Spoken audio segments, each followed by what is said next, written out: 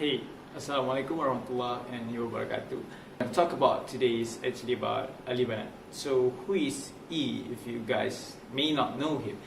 Well, Ali Banat was a social worker, a community worker, a philanthropist, a businessman. And he was born and raised in Australia, and not to mention he was also a Muslim. He was diagnosed with stage 4 testicular cancer in 2015, and the doctors only gave him around 7 months to live. And so after he was diagnosed with cancer, it actually took a new perspective of life to him. He sold off everything. Basically, he sold off his Louis Vuitton, he sold off his car bracelet, which cost 60,000. The car was around 600,000, because he knew that after he left the world, those objects meant nothing. It would not take him to heaven or whatnot in the afterlife, because those objects will just stay in the world. So he sold those objects off, and he founded Muslims around the world, MATW.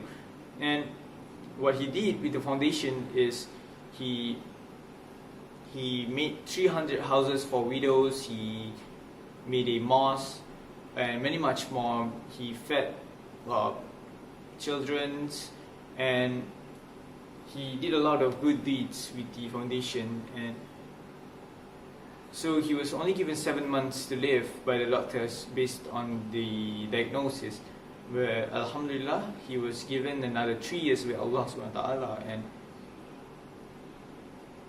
he used the 3 years to do all the good deeds. And when asked whether the cancer was something bad, and he said no. He said that the cancer was a gift from Allah subhanahu wa ta'ala, because it made him closer to Allah subhanahu wa ta'ala, because it opened a new perspective to him that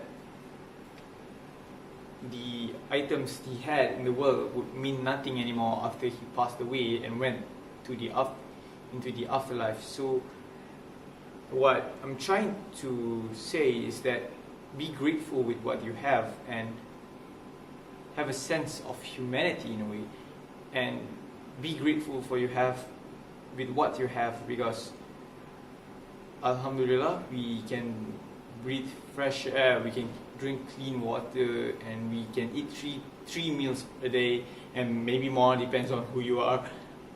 And comparing to the kids in Africa, which they might not even have any food to eat right now, they don't have clean water to drink, and